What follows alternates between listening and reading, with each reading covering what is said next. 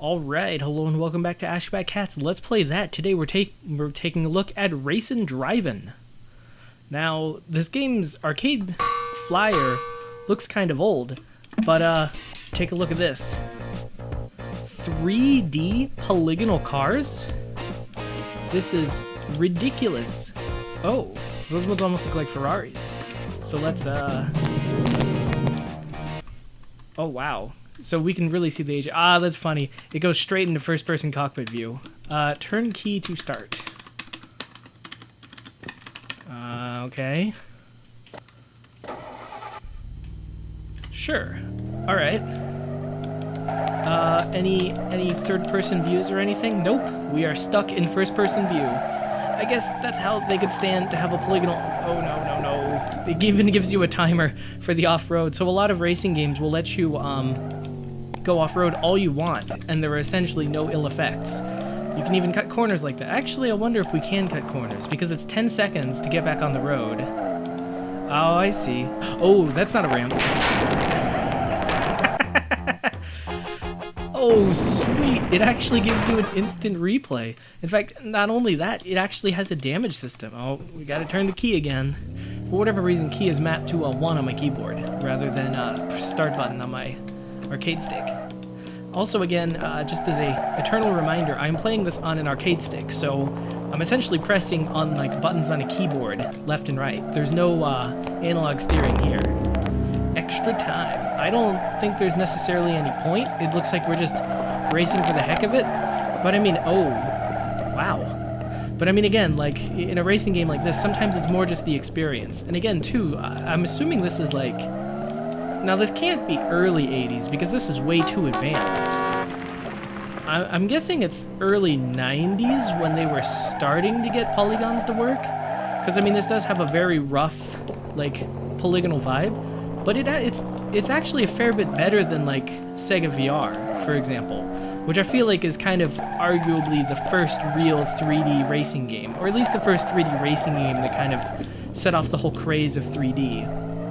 But, I mean, well, okay, but again, let's not be too charitable, because maybe the reason why the polygons look so much better is because they force you into a first-person view right away. Sega VR, I believe the default view is a third-person behind-the-car view, and so you can look back on the car and, like, you always have those polygons being rendered.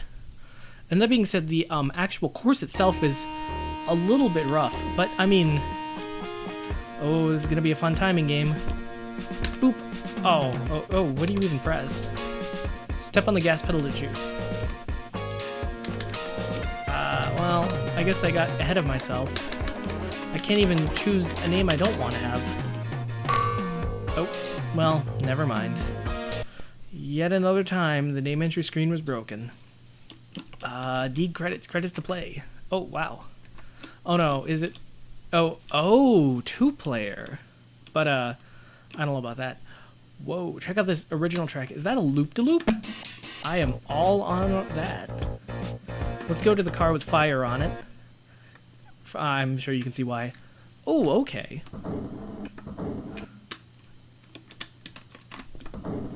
Press clutch while starting car. Huh, okay. Oh, no, oh, okay. So one of these buttons is a clutch? What? What all is happening? Press clutch while holding the car. Alright, that was unnecessarily difficult, although I guess it's not entirely too different from, like, driving in a real car. Oh, that's kind of crazy, though. We do have a rear view, mirror view now. And with other cars on the track, you can notice that... Whoa, was that traffic? Traffic, oh my gosh. Traffic feels a heck of a lot different than Outrun when it's in first-person polygon view. Yeah, I think you can play Outrun 3D coast-to-coast in a first-person view, but I've never tried. Wow, okay. But again, yeah, you can notice with more cars on the track, then things are a little choppy. I don't think we're supposed to go this way. Oh, we were... Are we dead? Did we die? I love how it does show you the instant replay when you do something kind of stupid and your car just explodes. It's like... Yeah, I'll take it. It's not quite like, oh, we have to do this again. Am I holding the clutch? What button's a clutch? What even is a clutch? Oh my gosh, there's even like a dump truck car. Wow. This is surprisingly detailed traffic. Like, I cannot quite pin this game's age down. Like, it has the aesthetic of like an 8. Oh, that's great. Like, I span out so hard that the clutch just disengaged and the car just like shut down. So you have to restart it all over again. I can't quite figure. Did he blow up first or did I blow up first? Oh, simultaneous blow up. But again, I can't really like figure out when was this game made just looking at it, because it has the aesthetic of like an 80s Willem Stern whatever arcade game, but like it's got polygons, which, oh, okay, interesting. Well, it seems impossible to get the letters we want. Nope. Never mind. Looks like I'll have to change the channel name to Edgilo. That actually sounds like a name. It's a bit better than ah. Huh. Well, there's one extra track. So let's see. We went on the super stunt track. Now it's the autocross track.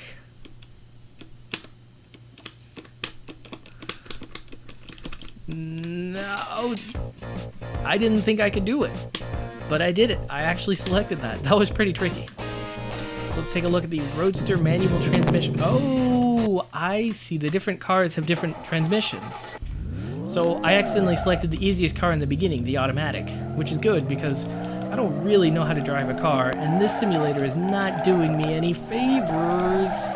Was this the track we played in the first place? I'm gonna be honest, I can't quite tell because all the tracks do sort of look the same. Oh yeah, to the car, I'm just like fish wheeling, moving the wheel all the way from full left to full right. So as far as the car is concerned, I'm like a crazy mad driver. So okay, fair enough. No wonder we're having such a fun time of it. But I mean, even with digital steering, you can still get some semblance of control. Oh.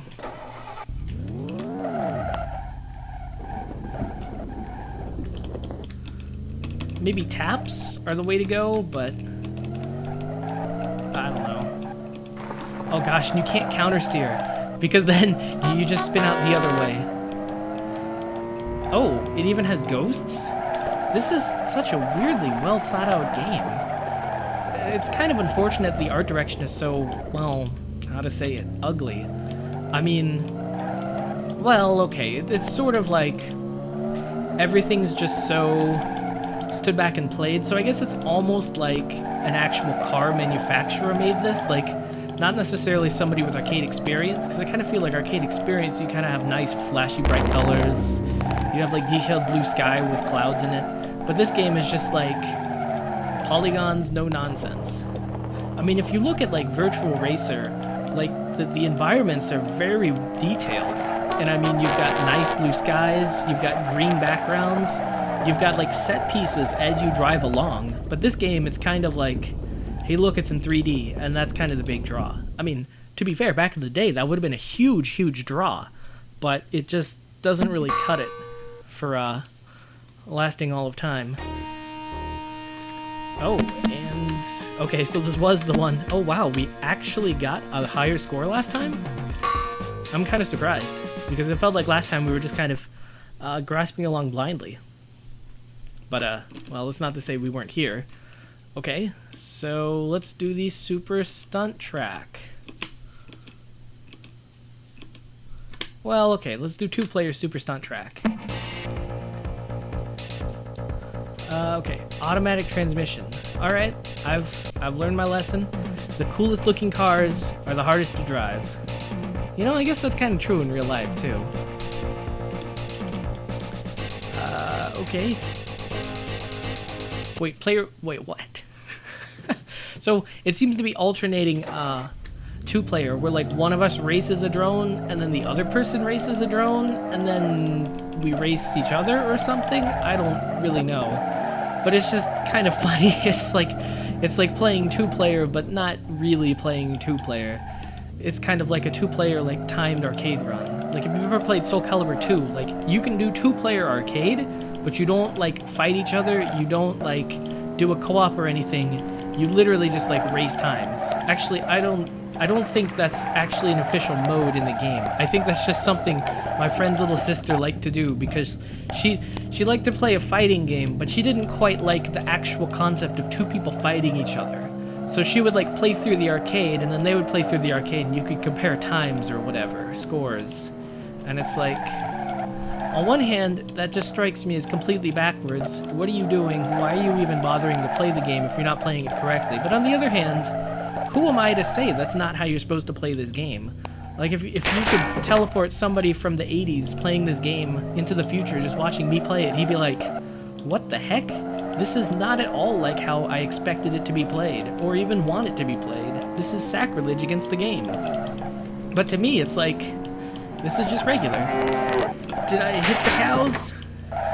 Oh, oh, okay. How nice of the car to turn around so I could see. I thought I saw cows, so they're probably safe. Oh, gotta turn the ignition. Man, that's so lame.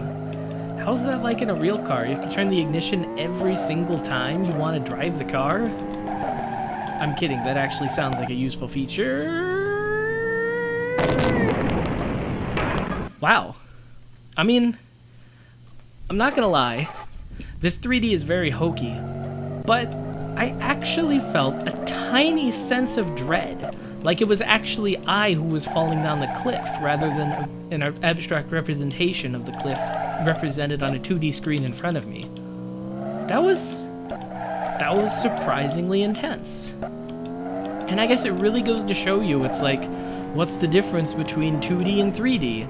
Well, 3D, you can do first-person views, and there's just something about first-person views that make things more intense, more real, more personal. And so, I mean, honestly, I kind of like 2D games a bit better because I feel like people perfected those art techniques, the sprites a little bit better, but I mean, sometimes you just play a 3D game that's set up right, and it just feels more real. More than like any 2D game ever could, because like a 2D game, it's like, oh, there's Mario right there, whatever. 3D game, you're like Mario, it's like you're looking around, it's like, whoa, this is an incredibly detailed place. Oh, okay, so it does actually keep track of my total time. I was kind of wondering. I was wondering if this was maybe like a cheat code to get like infinite time as you just kind of bumble and fumble your way around the course. Now, of course, if you're an impatient kid in the arcade, you want to win. Or an impatient competitive kid in the arcade. Oh. Well, that's quite the time to cut things off. Does player 2 control? Oh, yeah, okay. So it is like switch off multiplayer. Unfortunately, I don't have time for this, so let's reset. And so this is the intro screen again. Come on, give me a year. I really want to know when this was made. GSP timeout error. Whoa. Okay, let's do an even harder reset. Alright, and we're back in the game, back in racing driving. Autocross track. That's so weird, because in the past you'd look at like a map like that, and it would obviously be like sprites. Maybe it would look like a little bit better. But here it's like that they probably actually rendered it in 3D. In fact, they're probably actually rendering it in 3D because it probably takes so much less storage space. Oh geez, they are not giving a year, but I really say... I don't want... Well, okay, late 80s feels almost too early, but then early 90s starts overlapping with Virtua Racer. So I want to say 90, 91? But, Phantom Photon. Jeez, some of these names. Still, honestly, I would not have thought a game like this existed. If you had told me there was a 3D racing game, I'd be like, yeah, duh. Even I've played some of those. But if you had told me there was a 3D racing game that probably predated Virtua Racing in, like, sort of a late or an early 80s Stern Williams aesthetic, I would be like, that sounds absolutely ridiculous. Those guys could barely handle 3D with Zybots. How could they handle it? 1988, 1990 Atari games.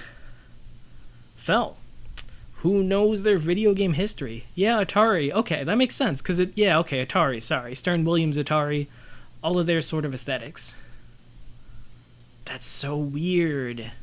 I wonder how this game did. Because, I mean, all in all, like, for being that early, this is not a bad attempt at all. This is actually pretty good. I mean, in terms of 3D racing games, for all of the 3D racing canon, this is kind of very rough. I mean, once you get past it as a historical footnote, you'll probably never touch it again, but for these brief 3 seconds where we pretended when we were back in the early 90s, this was pretty darn cool. Wow. Because, I mean, maybe to put this in a little bit more perspective, the Super Nintendo was sort of flirting with 3D sort of around this point, and, well, it goes to show you how faster the arcades are, because the Super Nintendo could barely get, like, 5-10 FPS on the game, let alone the, probably straight 30 that this is pushing. So, well, okay, it's probably high 20s, but dang. Well, you never know the stuff you're gonna find when you boot up a random arcade game. But I feel, oh, this Sam's Diner. So I guess there are some interesting set pieces. I just didn't go on the right tracks and didn't quite get far enough. Well, okay, so it's kind of interesting because the Sega VR tracks, they're kind of like this huge, cool racing track, but like it very much has like a racing track theme. Like there's no human living dwellings there or anything. It's sort of like in this perfect racing island where humans dare not dwell, where they race races 24/7. But this game kind of chose to have it be like in a city almost, because I mean we just drove right by Sam's Diners. I think the creators are kind of thinking it's like, oh, we're driving through a city or something, and it does kind of feel like that. I mean, you get to some of the stunt tracks and it's probably like some random course they built way out in Arizona, but it is kind of interesting that you still have like a few buildings and like you've got the start and stop buildings. So it is kind of nice when different people like go out and make their own takes on arcade games, because different people bring like different perspectives and different takes to the genre. Well, I've probably talked about this game more than I've played it, so on that note, this cat's got a scat.